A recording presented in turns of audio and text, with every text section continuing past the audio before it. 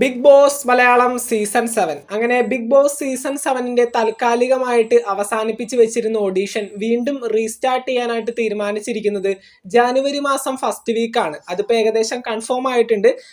ചില പ്രശ്നങ്ങൾ ഉള്ളതുകൊണ്ട് തന്നെ ഈ ഒരു സീസൺ കുറച്ച് ഡിലേ ആവാനായിട്ടുള്ള സാധ്യതയുണ്ട്. അതായത് മാർച്ച് മാസം അവസാനമോ അല്ലെങ്കിൽ ഏപ്രിൽ മാസം ആദ്യ വാരത്തിലോ ഒക്കെ ബിഗ് ബോസ് മലയാളം സീസൺ 7 പോകാനായിട്ടുള്ള സാധ്യതയുണ്ട്.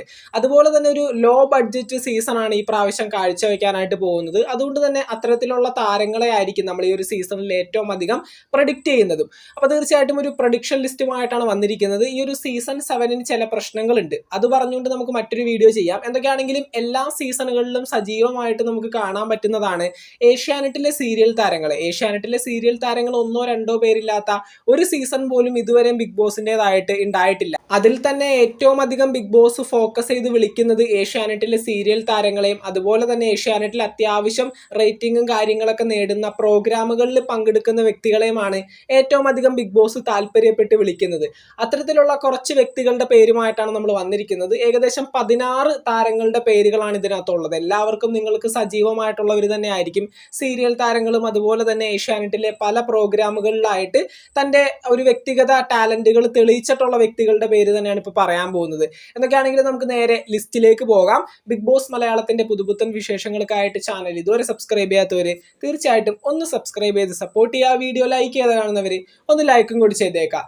അങ്ങനെ നമ്മുടെ ലിസ്റ്റിൽ ഒന്നാമത്തെ പേര് മറ്റാരുമല്ല, സജിൻ. നിങ്ങൾക്ക് എല്ലാവർക്കും അറിയാം, സ്വാന്തനം സീരിയലിലെ ശിവൻ എന്ന കഥാപാത്രം ചെയ്ത് ഒരുപാടധികം മലയാളികളുടെ ഇഷ്ടം പിടിച്ചു പറ്റാൻ സാധിച്ചിട്ടുള്ള ഒരു അഭിനേതാവാണ് സജിൻ എന്ന് പറയുന്നത്. എന്തൊക്കെയാണെങ്കിലും സജിനെ ബിഗ് ബോസ് മലയാളം സീസൺ 7ലേക്ക് വിളിക്കാനായിട്ടുള്ള വലിയൊരു സാധ്യത തന്നെയാണ് ഇപ്പോൾ കാണുന്നത്.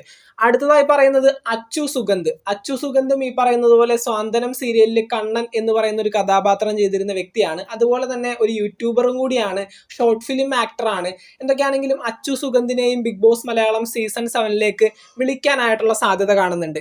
അടുത്തതായി പറയുന്നത് സരിത ബാലകൃഷ്ണൻ ഏഷ്യാനെറ്റിലെ പല സീരിയലുകളിലും പല കഥാപാത്രങ്ങളായിട്ട് ചെയ്തിട്ടുള്ള ഒരു വ്യക്തിയാണ്.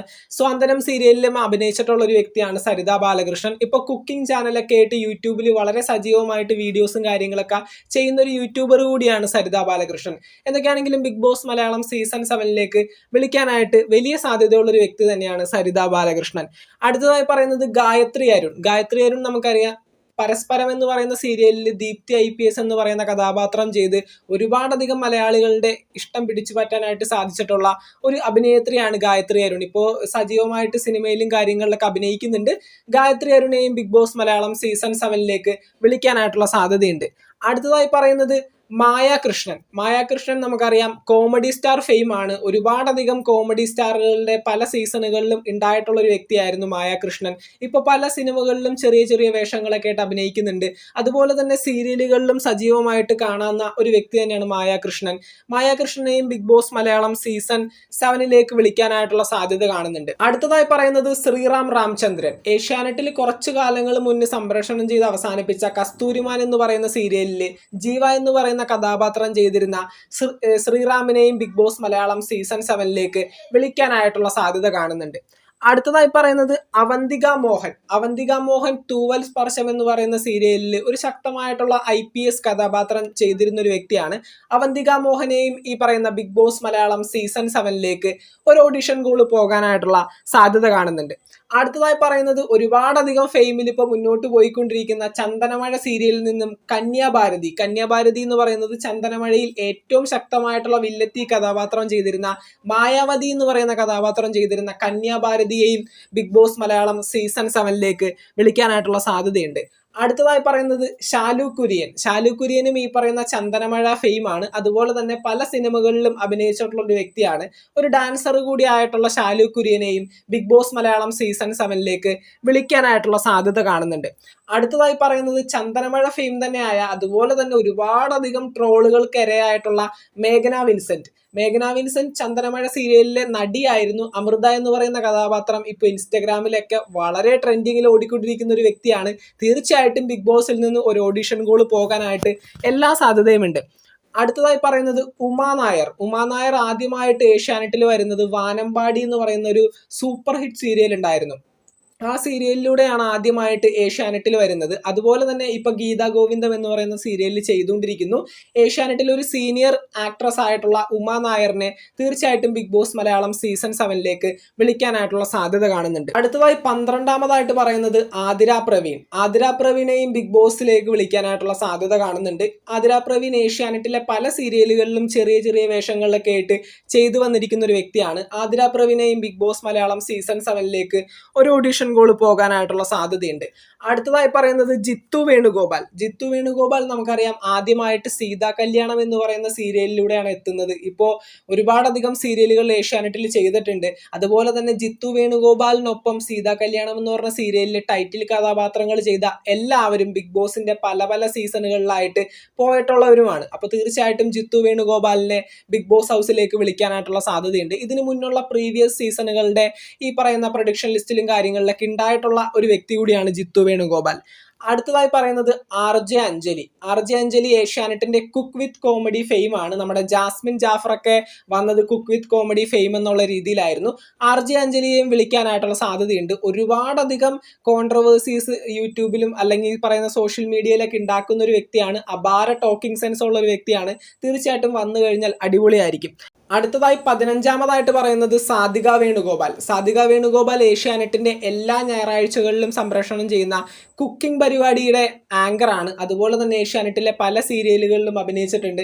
പല സിനിമകളിലും സാധിക വേണുഗോപാൽ ചെറിയ ചെറിയ വേഷങ്ങളൊക്കെ ആയിട്ടൊക്കെ ചെയ്തിട്ടുണ്ട്. അപ്പോൾ തീർച്ചയായിട്ടും സാധിക വേണുഗോപാലിനെയും ബിഗ് ബോസ് മലയാളം സീസൺ 7ലേക്ക് വിളിക്കാനായിട്ടുള്ള സാധ്യതയുണ്ട്.